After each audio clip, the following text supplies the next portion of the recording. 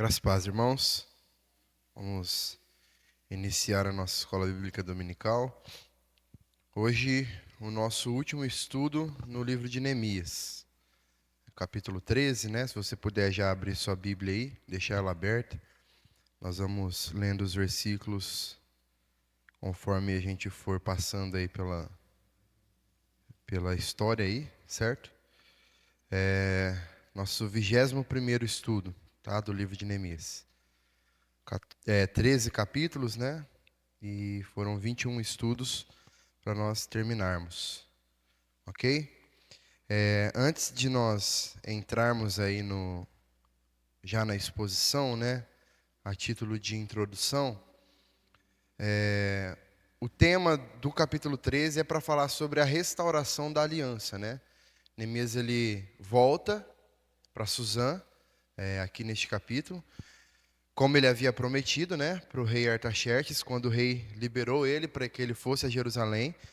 Agora, mas liberou ele com um tempo determinado para que ele fosse, fizesse o que ele tinha que fazer, mas voltasse, né? E então ele voltou. E depois ele volta novamente e ele encontra Jerusalém completamente diferente daquilo que ele tinha trabalhado para que ela ficasse, certo? Mas antes de nós falarmos da restauração propriamente, Neemias ele destaca 3 coisas aqui que são importantes para nós entendermos esse capítulo 13. A primeira coisa é a instabilidade do povo, né? Porque no capítulo 10 nós vemos um grande avivamento espiritual ali que se inicia no meio do povo, né? E o que faz com que eles façam uma aliança com Deus. Mas agora no capítulo 13 nós vemos que essas mesmas promessas, essas mesmas alianças que eles fizeram, estão sendo quebradas aqui agora. Uma segunda coisa é a importância também da liderança na vida do povo de Deus. Neemias ele conduziu o povo na restauração de Jerusalém durante 12 anos, certo? Mas agora, com a sua ausência, o sacerdócio se corrompeu, né? E o povo acabou quebrando a aliança que eles haviam feito com Deus, o que mostra que um povo sem um líder, sem a figura de uma liderança, ele acaba se perdendo, né?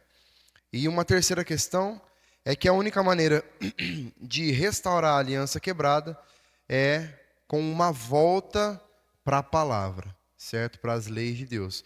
A restauração ela começou quando o livro de Moisés foi aberto, certo? Lá no início, porque sem a palavra o povo ele se perde no meio do caminho. E essa é a maior necessidade que nós temos enquanto igreja, né? É nos voltarmos de maneira profunda para a palavra. Não basta apenas nós carregarmos a Bíblia ou a conhecermos, né? Nós precisamos colocá-la em prática, né? Aquilo que a palavra tem a nos ensinar.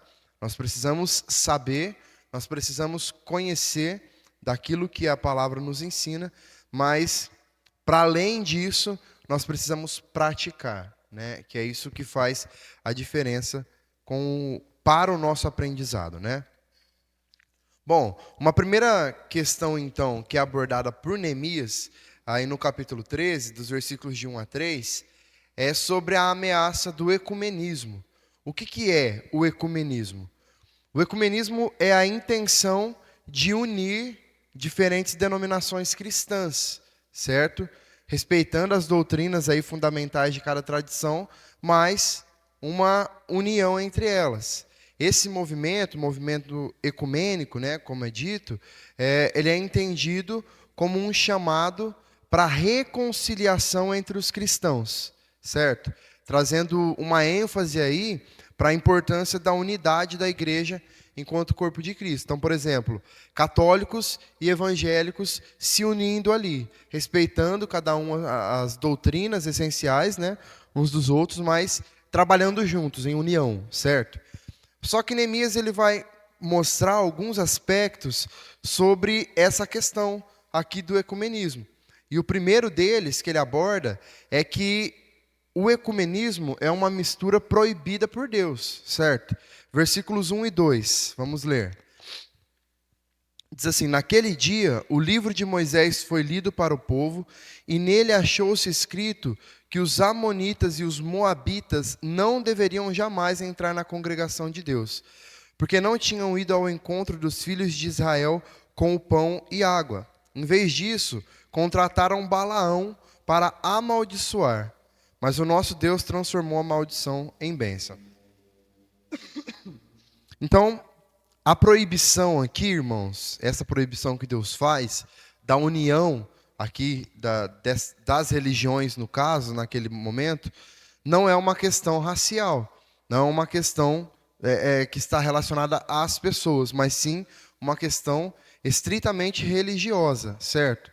Os amonitas e os moabitas, eles adoravam a outros deuses, ok? E, além disso, eles ainda contrataram, né, um profeta ganancioso, no caso Balaão, para amaldiçoar o povo de Deus, né? E o sacerdote Eliacibe, né, de forma abusiva até, ele usou do seu posto ali de sacerdote para desviar o povo de Deus. E é interessante porque possivelmente nesse mesmo período aqui, de forma contemporânea, Malaquias ele já estava também denunciando ali a corrupção do sacerdócio em Jerusalém. Lá em Malaquias 2, de 1 a 9, nós vamos ver isso. Então, o alerta do livro aqui de Neemias, desse capítulo aqui especificamente, é que essa mistura entre aqueles que adoravam outros deuses com o povo de Deus, acabava corrompendo a moral, o culto e a teologia de Israel, certo? Uma outra questão é que, para não cair na teia do ecumenismo, é exigido um afastamento. O versículo 3 diz assim: quando os israelitas ouviram esta lei, afastaram de Israel todos os estrangeiros. Então, Deus, ele nunca ordenou, irmãos, que o seu povo se unisse com os pagãos para poder ganhá-los. Pelo contrário, né? A ordem de Deus é sempre retirai-vos do meio deles, né? Sempre o que a palavra está dizendo. E foi a leitura pública das Escrituras, da lei de Deus, que tornou Israel consciente dessas questões novamente e consciente das suas obrigações diante de Deus, como sendo o povo dele, tá? É óbvio que nós precisamos entender que precisa haver bom relacionamento, principalmente da nossa parte, né? Nós somos incentivados a ter paz com todos, né? Foi para isso que nós fomos chamados, não para fazer guerras, entrar em discussões, mas que se fique muito claro, né, quais são os princípios que nós temos e que eles não se misturam. Não tem como, não tem possibilidade de se misturarem, tá? Nós vemos que foi exatamente essa mistura que trouxe aqui muitos problemas, que estavam trazendo muitos problemas ao povo de Israel. Então, essa ideia dessa união, por trás dessa ideia, né, muita coisa do mundo acaba entrando dentro da igreja. Muita coisa que precisa ser tirada. E, infelizmente, por negligência de uns e por conveniência de outros, né, existem muitas falsas doutrinas entrando dentro dos seminários, entrando dentro das igrejas, subindo nos púlpitos, né? Então, muitas igrejas que um dia professavam uma fé genuína, verdadeira, hoje aí estão de braços dados com heresias, né? E igrejas que perdem a sua mensagem e a sua autoridade, elas também perdem o posto de embaixadoras de Deus na terra, certo? Então, uma primeira questão tratada por Neemias aí, até o versículo 3, foi essa. Uma segunda questão que Neemias trata agora, dos versículos 4 ao 9, é sobre a profanação da casa de Deus. O povo não apenas se distanciou de Deus, mas eles se aliaram também ao inimigo. E Neemias destaca aqui 3 etapas nessa união que foi feita. A primeira, a família sacerdotal se uniu aos inimigos de Deus. Vamos ler o versículo 4 e o 28, que diz assim, ó: antes disto, o sacerdote Eliacibe, encarregado dos depósitos do templo do nosso Deus, parente de Tobias, E no 28, um dos filhos de Joiada, filho do sumo sacerdote Eliacibe, era genro de Sambalate, o horonita. Por isso eu o expulsei da minha presença.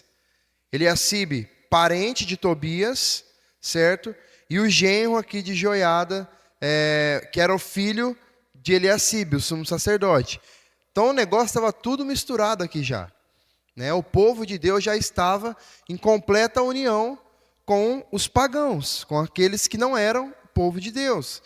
Então, o sacerdote se tornou parente do inimigo, né, de Tobias, no caso. Ele se tornou aliado do inimigo. Ele fez uma aliança com o seu próprio adversário, né, e corrompeu o sacerdócio. E existem alguns motivos, né, que podem ter influenciado Eliacibe, né, o sacerdote, a se aliar com Tobias. Primeiro, justamente as relações familiares, né? Eles estavam ligados ali por meio de laços familiares agora. E esses laços podem ter influenciado Eliacibe a favorecer Tobias. Outra coisa são os interesses pessoais e políticos, né? Tobias, ele tinha uma posição influente na sociedade, né? E ao se aliar com ele, né, o sacerdote, ele poderia manter ou então aumentar o seu próprio poder e a sua influência ali na cidade. Uma outra questão é a influência e a pressão externa também. Por Tobias ser essa figura influente, Eliacibe sabia que ele poderia se aproveitar disso de alguma forma, né, para ter estabilidade no seu cargo, na sua posição ali como sacerdote, em um possível ambiente de pressão externa. Né? Ele estaria protegido, justamente por conta desse parentesco, dessa proximidade, né? E uma outra questão é o impacto na comunidade. A presença de Tobias ali no templo era um sinal de ataque à santidade do lugar, né? E isso causava descontentamento entre o povo, entre os fiéis. Isso prejudicava todos os esforços que Neemias já tinha feito para restaurar a pureza, né? E a segurança de Jerusalém também, ok? Então isso meio que enfraquecia Neemias, né, de certa forma. Já que ele não estava ali, né, então ele perdeu completamente as forças, certo? A autoridade espiritual naquele momento era o sacerdote, né? Então isso acabava tirando um pouco da força que Neemias tinha ali no meio deles, porque ele estava longe naquele momento, né? Então tudo isso teve um impacto muito grande para o povo e comprometeu a cidade ali, a santidade do templo, tá? A intervenção de Neemias, então, era extremamente importante justamente para restaurar a santidade daquela cidade. Em segundo lugar, né, a família sacerdotal levou um inimigo para dentro da casa de Deus. Olha o que diz o versículo 5. Havia cedido para este uma grande sala. Anteriormente, era ali que se depositavam as ofertas de cereais, o incenso, os utensílios e os dízimos dos cereais, do vinho e do azeite, que eram destinados aos levitas, cantores e porteiros, bem como as contribuições para os sacerdotes.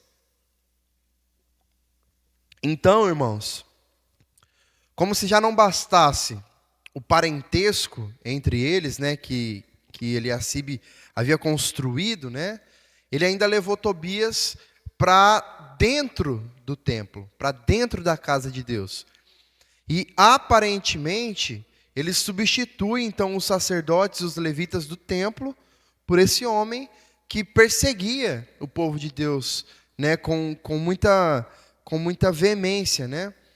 O sacerdote usou então de forma repulsiva a sua liderança, né, o seu poder ali, sua influência, e ele se aproveitou da ausência de Neemias para poder destruir a obra de Deus ali, porque era isso que ele estava fazendo. Ele era o grande líder religioso naquele momento ali, mas em vez dele usar a sua influência para o bem, para abençoar o povo, para continuar cuidando do povo, ele usou para minar a fé daquelas pessoas.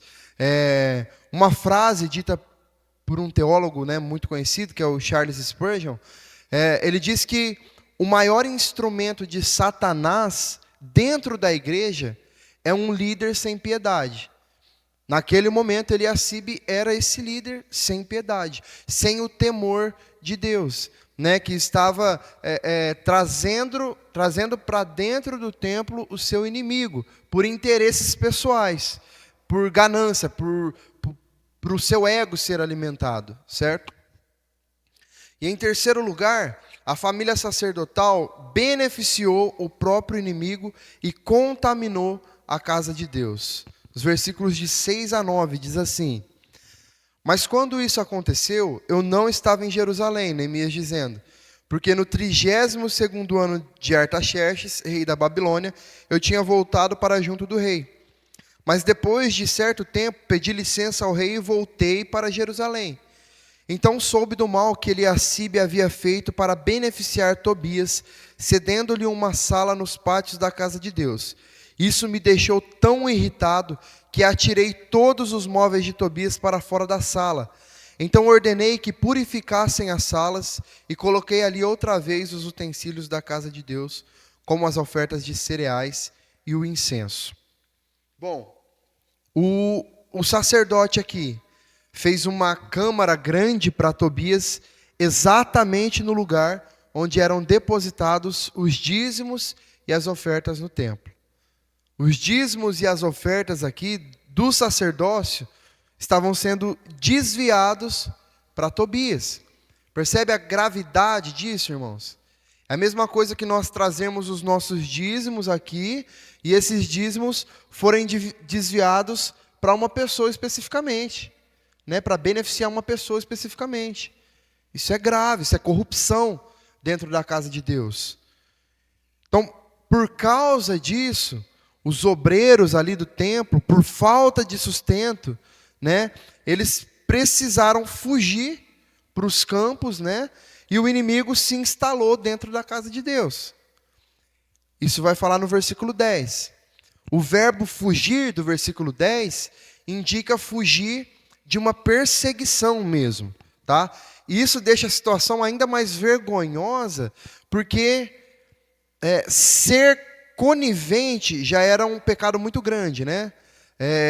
Permitir somente essa corrupção já era algo muito, muito pesado de se acontecer. Mas além disso, ele estava favorecendo os inimigos do povo de Deus e perseguindo ainda o povo de Deus. Então, era uma apostasia declarada isso aqui, né? Porque você percebe que uma coisa vai puxando a outra, né? Ele coloca o inimigo para morar lá dentro, começa a desviar o sustento dos levitas, dos sacerdotes, ali para dar para Tobias. Por causa, além disso, né? Talvez os sacerdotes e os levitas questionando a situação, né, eles ainda se impuseram com força para perseguir esse povo ainda, e eles tiveram que sair dali e ir trabalhar no campo, né, para conseguir o seu sustento, para conseguir se manter. Lembrando que eles eram mantidos, eles eram sustentados pelas ofertas, pelos dízimos, né, eles trabalhavam na casa de Deus, no caso. Tá? E aí, irmãos, diante dessa postura da liderança de Jerusalém, Neemias ele tomou, então, algumas atitudes, certo? Para corrigir isso. Em primeiro lugar, Neemias ele sentiu indignação, como nós vimos no versículo 8. Ele se indignou com aquilo que estava acontecendo. Isso mostra, irmãos, o que o pecado precisa causar em nós também, né? Nós precisamos nos indignar, porque somente pessoas que têm a capacidade de se indignar contra o mal é que são pessoas capacitadas para fazer diferença na história.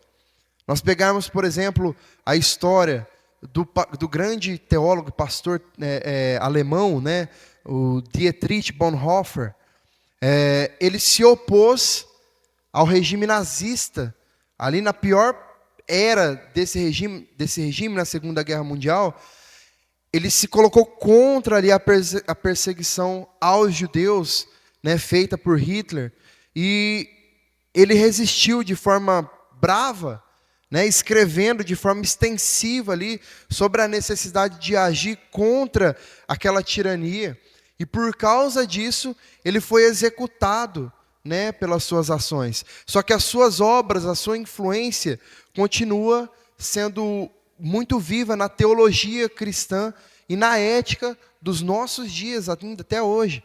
Uma pessoa que lutou por um ideal, lutou por uma verdade, lutou pelos princípios de Deus, certo? Então, e tudo isso porque ele se indignou com o pecado. Ele se indignou contra o mal que estava sendo feito. Uma outra coisa que Neemias fez, ele lançou fora todos os móveis de Tobias, né, como diz também no versículo 8. Isso porque o inimigo, ele deve sair da casa de Deus com tudo aquilo que lhe pertence, certo? Nós não podemos ser tolerantes com o pecado. Não adiantava ali Neemias mudar os móveis de Tobias de lugar. Vamos colocar aqui nesse cantinho aqui, depois ele pega, né? Tadinho. Não, eles precisavam ser jogados fora. Precisavam ser lançados fora. Um outro teólogo, ele escreveu a seguinte frase: homens capazes como Neemias são muito necessários hoje. Tanto na igreja quanto fora dela, temos há muito tempo tolerado o mal. Por um lado, existem doutrinas falsas e pseudo-piedade que permitem aos inimigos da verdade diminuir os pontos básicos da fé e controlar os currículos de nossas faculdades e nossos seminários. Por outro lado, os velhos princípios de moral e integridade foram desprezados para dar lugar à política do conveniente e à crença de que os fins justificam os meios. Tais tendências, tanto nas esferas sagradas quanto nas seculares, precisam ser desafiadas por aqueles que aderem à piedade e praticam os seus princípios. Mas por causa do declínio espiritual, tem de ser atacada na raiz, onde começou, na tolerância ao mal. O fugir da aparência do mal, irmãos, é fugir de tudo aquilo que se parece mal, e não do mal concretizado já. O mal concretizado, ele está explícito, né? Ele está claro. E aí o mínimo que nós fazemos é fugir dele. Mas fugir da aparência do mal é fugir da raiz, é fugir da tolerância dos pequenos males que vão surgindo no decorrer da caminhada, né? Que são coisas que vão entrando pouco a pouco e vão tirando o espaço de Deus na nossa vida, né? No nosso coração. E quando nós percebemos, o inimigo já fez morada com todos os seus pertences dentro de nós. A princípio e, consequentemente, dentro da igreja também, né?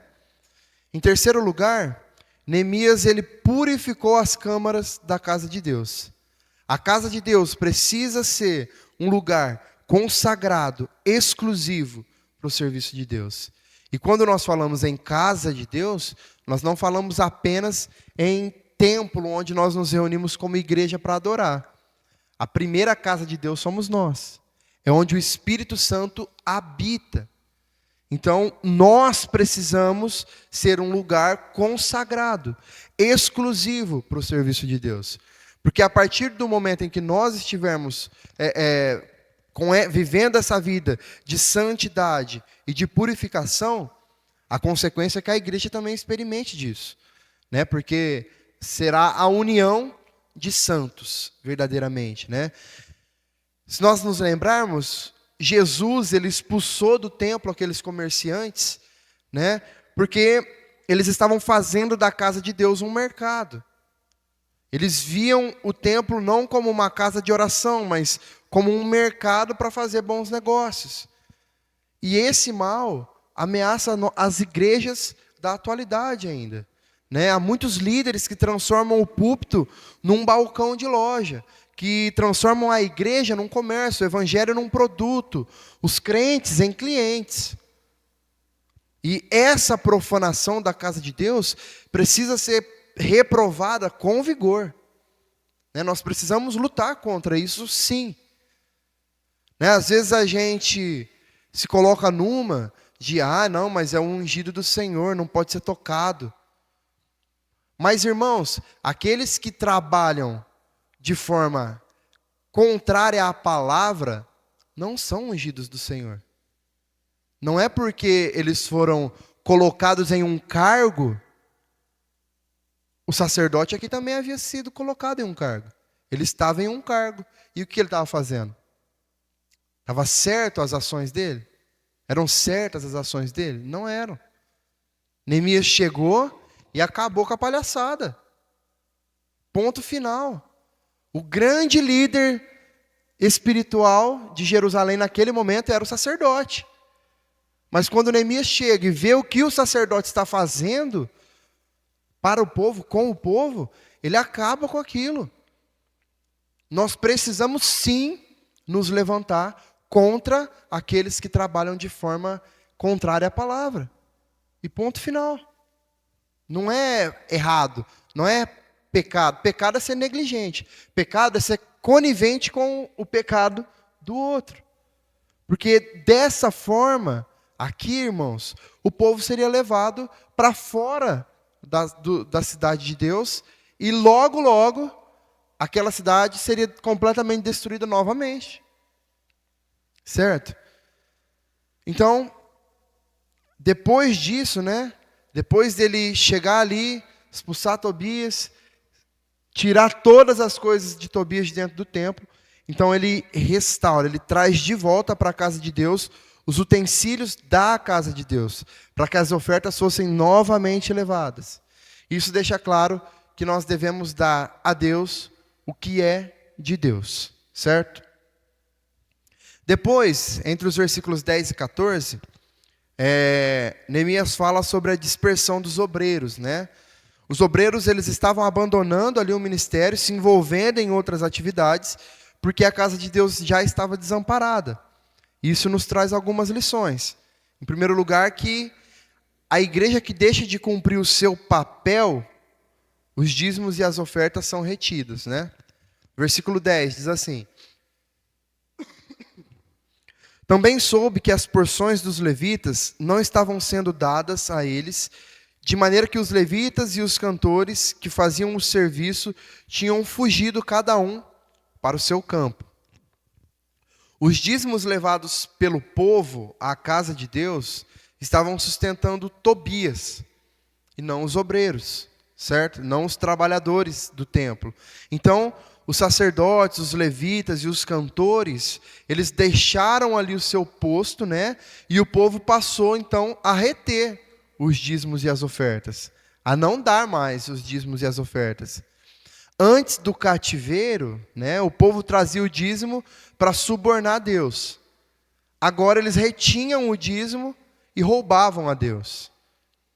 Malaquias, né, como nós falamos, também estava tratando disso aqui, de forma contemporânea, escrevendo e falando sobre essa questão, alertando o povo sobre a gravidade desse ato em relação ao dízimo também. O projeto de Deus, irmãos, era que os sacerdotes, os levitas, trabalhassem exclusivamente na obra.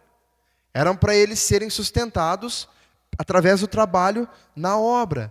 E isso é a prova de que a falta de ensino da palavra fez o povo se entregar a uma vida espiritual frágil, né? E isso traz um grande declínio moral para as pessoas, certo?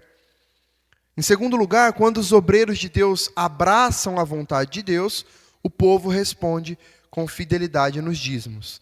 Versículos 11 e 12. Então repreendi os magistrados e perguntei: por que a casa de Deus ficou abandonada? Reuni os levitas e os cantores e os restituí aos seus postos. Então todo Judá trouxe os dízimos dos cereais, do vinho e do azeite aos depósitos. Neemias bate de frente aqui com os magistrados, né? Porque eles deixaram de agir. Eles foram frouxos na liderança. Eles permitiram a corrupção do sacerdócio e a dispersão ali dos obreiros. Ok? É como se uma liderança não trabalhasse para não permitir, no caso, né, que o seu líder maior caísse. Então a culpa recai sobre todos, irmãos, percebe? O líder principal caiu. Mas por que vocês, que eram a liderança imediata, aqueles que estavam apoiando ele, que estavam sustentando ali, trabalhando junto, auxiliando ele, sendo voluntários aqui, por que vocês não interviram? Por que vocês não falaram? Por que vocês não comentaram sobre o pecado? Por que vocês não agiram contra aquilo? É isso que Neemias está falando aqui aos magistrados. Eles deixaram de agir, eles foram frouxos. E por causa disso, o sacerdócio se corrompeu. E por causa disso, os obreiros começaram a ir embora. Assim que os obreiros voltam então para o seu posto de trabalho, o povo volta a corresponder com fidelidade. Percebe como uma coisa está completamente ligada à outra, irmãos? Como é importante então que uma liderança trabalhe em união de forma correta e seguindo os padrões do que a Bíblia nos ensina a ser. Se não for dessa forma, a liderança cai e o povo cai também junto. Não tem como ser diferente.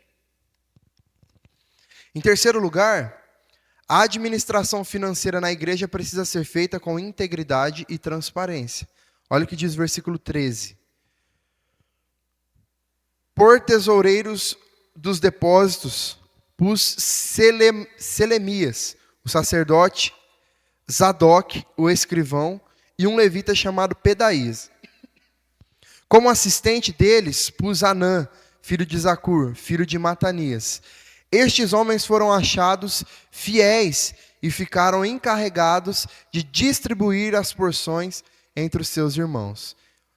Neemias colocou tesoureiros, escrivão e um levita, né? O sacerdote, um escrivão e um levita. Além disso, colocou assistentes também. Então, irmãos, essa estrutura de liderança que nós conhecemos hoje, nas igrejas sérias, né, que tem a sua liderança ali, que tem os tesoureiros, tem os secretários, auxiliares, aí os líderes, não nasceu hoje, né? Já era algo imposto desde esses tempos, para que as coisas acontecessem de forma correta, de forma transparente. Neemias era um homem íntegro. Ele entendia que as coisas de Deus precisavam ser tratadas com seriedade, com organização, com transparência, certo? Ele nomeou pessoas fiéis, pessoas capazes para cuidar dos dízimos e das ofertas na casa de Deus. Percebe como isso é importante para nós, principalmente hoje, né? Hoje, muitas igrejas lidam com o dinheiro de forma suspeita, né? Há igrejas que administram os seus dízimos sem prestar contas ao povo. Isso é muito perigoso, irmãos, porque o ser humano, ele é falho. Ele pode falhar, ele pode errar. Ele pode ser facilmente levado pela sua ganância. Facilmente.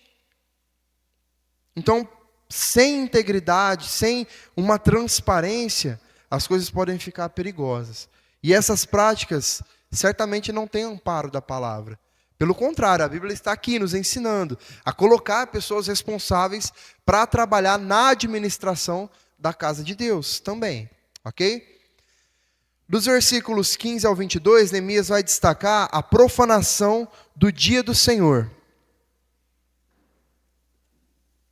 E aí, em primeiro lugar, ele vai falar do trabalho e do comércio no dia do Senhor, que isso é visto como um mal. Versículos de 15 a 17, diz assim: Naqueles dias vi que em Judá havia homens que no sábado pisavam uvas nos lagares e traziam trigo que carregavam sobre jumentos.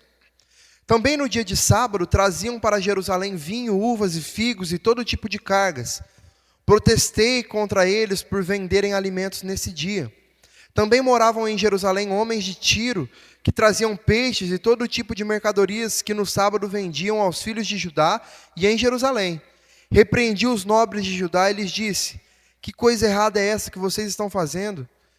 Estão profanando o dia de sábado. Irmãos, o pecado, ele mexe tanto com a cabeça do ser humano, que nós nos acostumamos tanto a fazer, que ele se torna normal. A gente percebe aqui, lendo esses 3 versículos, que a cidade estava funcionando a todo vapor no sábado, e estava tudo bem. As pessoas estavam agindo com normalidade, trabalhando no dia do Senhor, algo que era expressamente proibido pela lei de Deus. Mas para eles estava tudo bem, estava tudo normal. Cada um fazendo uma coisa, um pisando a uva, outro levando trigo, enfim, outro trazia os peixes, né? As mercadorias. Estava tudo acontecendo normalmente, né? E para eles estava tudo certo, estava tudo tranquilo. O sábado ele era separado como um dia santo. O trabalho era proibido ali. Guardar esse dia era um sinal da aliança de Deus com o seu povo. O comércio no dia do Senhor, ele corrompia completamente o propósito do descanso e da adoração a Deus, certo? Quando se passa a confiar mais na provisão do que no provedor, irmãos, nós estamos na contramão da vontade de Deus. E era isso que esse povo estava fazendo. Eles estavam confiando mais na provisão, em ter que trabalhar para o sustento acontecer. Para nós, hoje, né, nós consideramos o domingo como o dia do Senhor. Por isso que nesse dia nós precisamos priorizar o descanso das nossas atividades, para que nós possamos nos consagrar inteiramente a Deus, colocar o nosso pensamento em Deus, separar um momento maior do nosso dia para estar diante do Senhor, né? Isso é importante, continua sendo importante. Em segundo lugar, a quebra do dia do Senhor e a profanação do culto foram uma das fortes causas da queda de Judá. O versículo 18 diz assim: por acaso os pais de vocês não fizeram o mesmo, levando o nosso Deus a trazer todo este mal sobre nós e sobre esta cidade? E vocês ainda estão trazendo a ira maior sobre Israel, profanando o sábado. A maior fraqueza do homem, irmãos, é o pecado. Judá não foi apenas derrotado pelo inimigo, né? O texto diz que foi Deus, o próprio Deus, quem trouxe esse mal contra o povo. Para quê? Para trazer disciplina, para ensinar eles sobre a desobediência que eles estavam cometendo, né? A falta da observância do dia do Senhor é um grande sinal da decadência espiritual da igreja. Em muitos lugares, há igrejas cheias de pessoas, mas vazias de entendimento e da palavra de Deus. Esse secularismo, ele está entrando dentro das nossas igrejas e está anestesiando os cristãos, que vivem as suas vidas no pecado, como eu disse, de forma normal, como se aquilo lhe fizesse parte da normalidade. Banalizaram isso, normalizaram o pecado. Em terceiro lugar, medidas práticas devem ser tomadas para que o dia do Senhor seja observado. Versículos 19 até o 22, diz assim: quando os portões de Jerusalém começavam a projetar a sua obra antes do sábado, ordenei que fossem fechados. A sua sombra, né? Começavam a projetar a sua sombra antes do sábado, ordenei que fossem fechados. E determinei que não fossem abertos, a não ser depois do sábado. Coloquei alguns dos meus servos junto aos portões, para que nenhuma carga entrasse no dia do sábado. Então os negociantes e os vendedores de todo tipo de mercadorias pernoitaram fora de Jerusalém 1 ou 2 vezes. Eu os repreendi e lhes disse: por que estão passando a noite diante da muralha? Se fizerem isso outra vez, eu usarei a força. Daí em diante não voltarão mais no sábado. Também mandei aos levitas que se purificassem e fizessem guardar os portões para santificar o dia de sábado. Também nisto, lembra-te de mim, ó meu Deus. Tem piedade de mim por tua grande misericórdia. Irmãos, Neemias não apenas fala, né? Ele ordena, ele determina, ele controla, ele fiscaliza, ele vigia, ele protesta, ele ameaça, ele coloca guardas ali.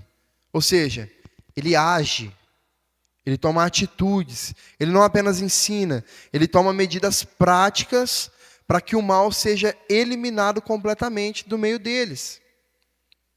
Ele ameaça aquelas pessoas, que se eles não parassem, ele iria usar de força. Ele deixa muito claro isso.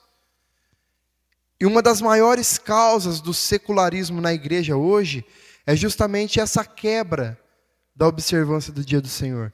Nós não nos preparamos mais para o dia do Senhor. Nós não nos deleitamos mais nesse dia. Nós tratamos ele como um dia qualquer, como só mais um dia. Nós nos entregamos às vezes ao trabalho, ao desejo, ao lucro, e até nos esquecemos de Deus.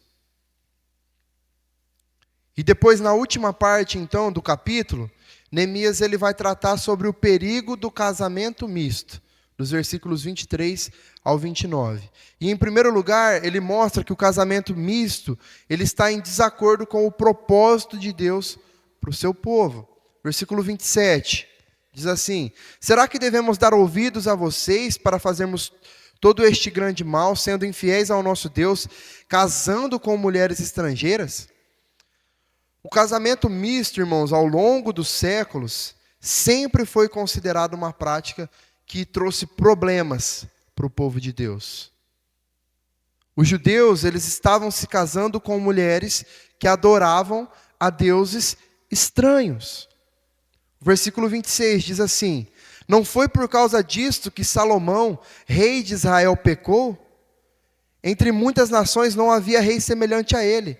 Ele era amado por seu Deus, e Deus o colocou como rei sobre todo Israel. Mas as mulheres estrangeiras o fizeram cair no pecado. Neemias diz que Salomão, homem amado de Deus, se corrompeu, e consequentemente Israel também se corrompeu por causa do envolvimento dele com mulheres estrangeiras. Neemias entende que o casamento misto é um grande mal e uma corrupção contra Deus. Versículo 28. Um dos filhos de Joiada, filho do sumo sacerdote Eliacibe, era genro de Sambalate, o horonita. Por isso eu o expulsei da minha presença. O casamento misto aqui, dentro da própria família sacerdotal, foi um golpe que quase atingiu o coração da religião judia.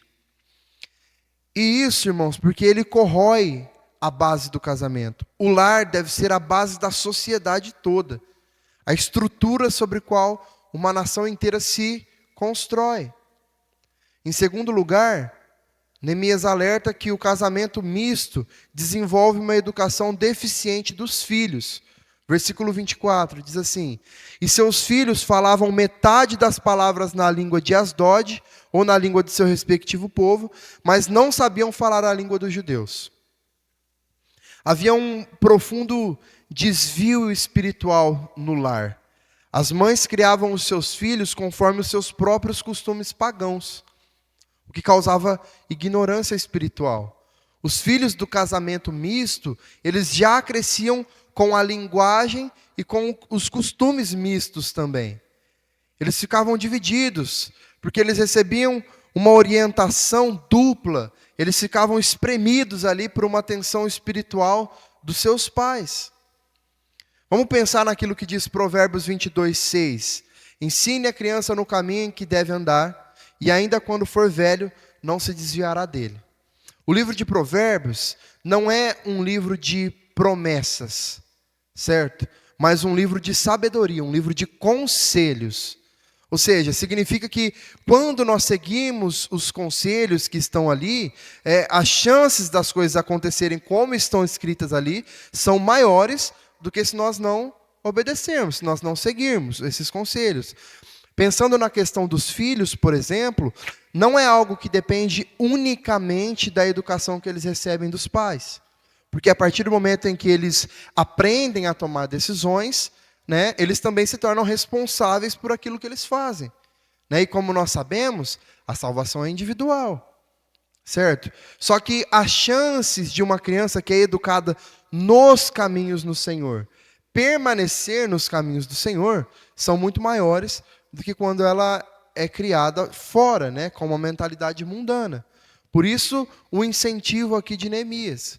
Por isso que Neemias bate de forma tão forte nessa questão do casamento misto. E nós vamos ver agora no versículo 25, como ele bate forte, literalmente. Uma atitude firme contra o casamento misto deve ser tomada. Versículo 25. Eu os repreendi e os amaldiçoei. Espanquei alguns deles e arranquei os seus cabelos.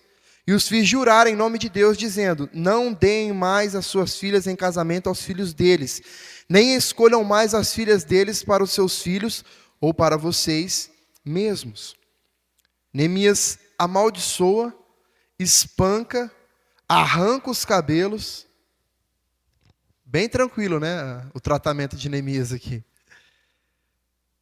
Para uma doença grave, irmãos, só um tratamento de choque. Existe um ditado que diz que para grandes males, grandes remédios.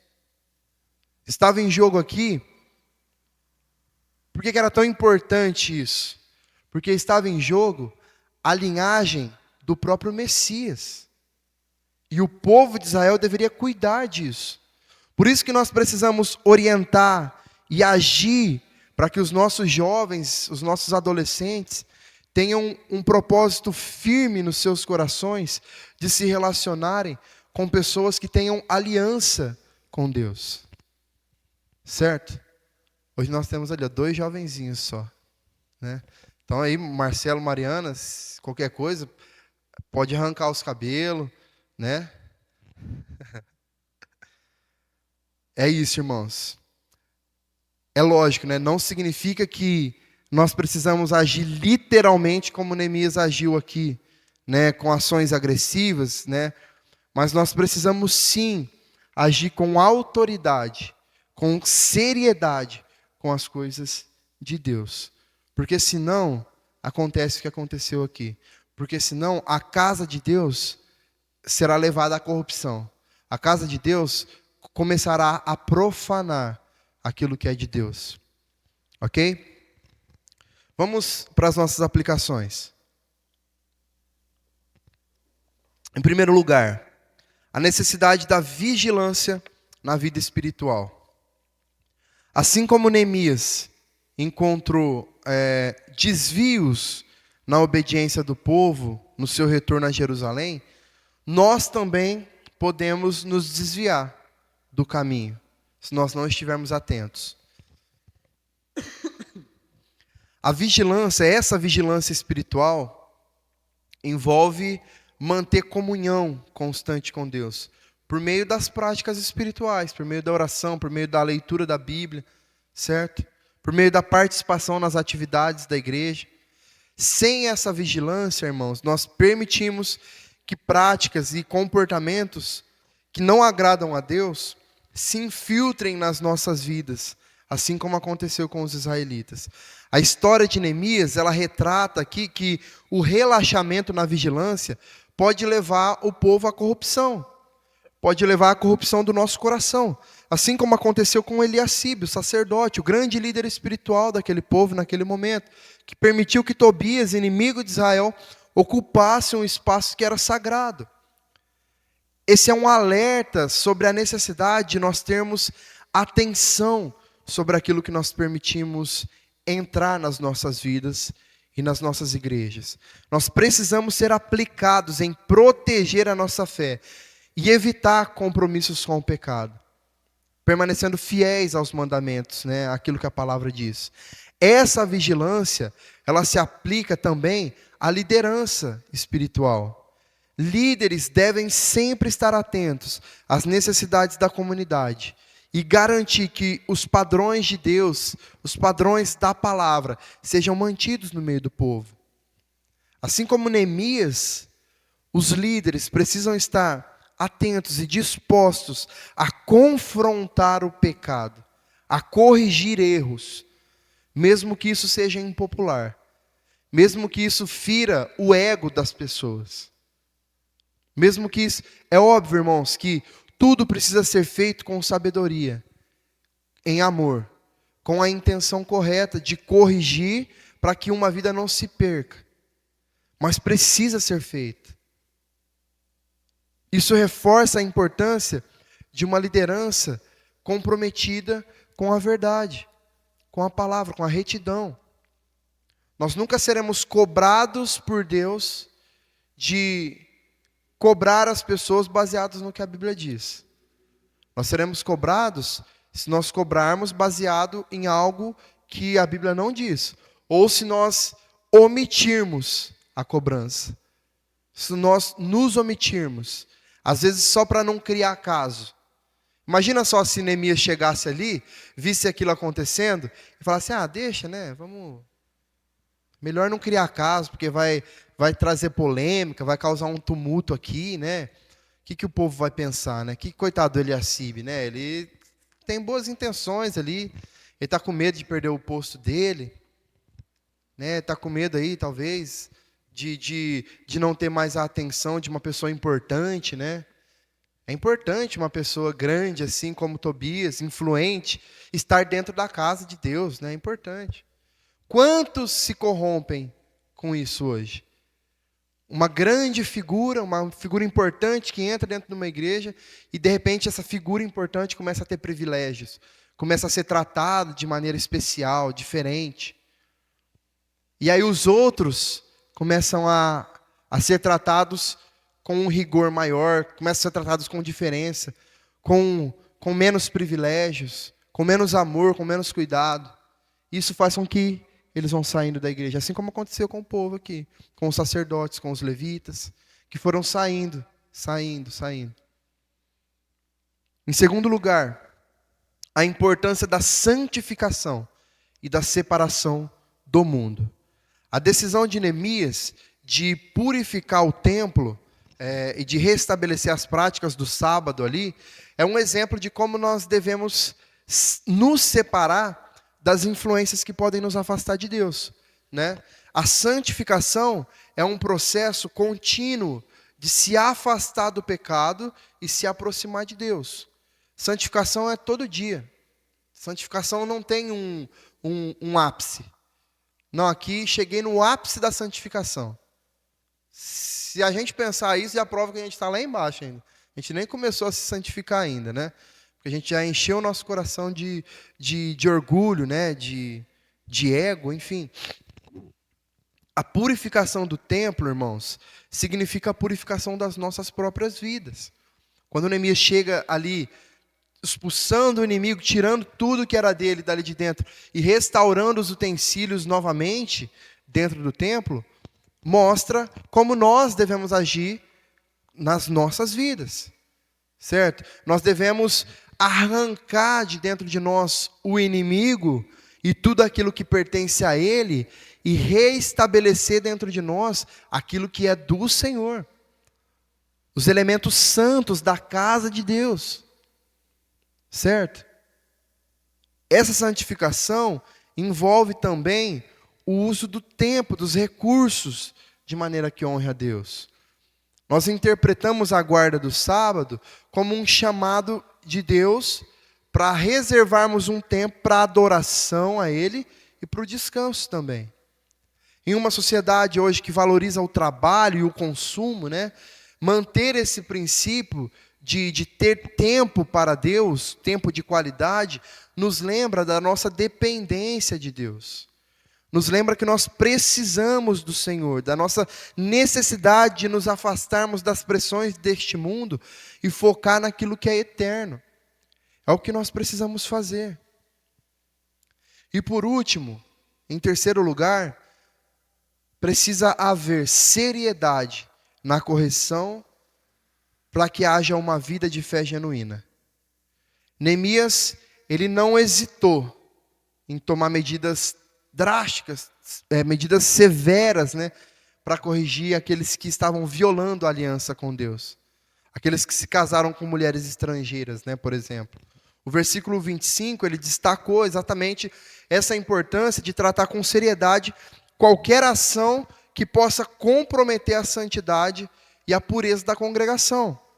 Neemias entendia que permitir aqueles desvios era algo que comprometeria não apenas as pessoas envolvidas, mas todo o povo, toda a cidade. E nos nossos dias de hoje, essa passagem, ela nos desafia sobre como nós lidamos com questões que podem desviar a igreja do seu propósito com Deus. Existe uma tendência de tolerar ou de minimizar comportamentos que, embora pareçam inofensivos, eles podem corroer a santidade e o testemunho do povo de Deus. Uma das grandes situações aqui sobre esse casamento misto, que Neemias trabalhava com muita força aqui, né, para evitar, é a questão do exemplo, irmãos. Porque Se um fazia, o outro se sentia no direito de também fazer. E o outro também, e o outro também, e o outro também. Isso se tornaria uma cadeia aí sem fim. Quantas vezes nós já vimos ou ouvimos dentro de igrejas, quando uma pessoa decide se relacionar com uma pessoa de fé oposta, contrária à nossa, e de repente outro jovem surge, porque geralmente o jovem tem a cabeça um pouco mais fraca e quer justificar os seus pecados no pecado do outro, né?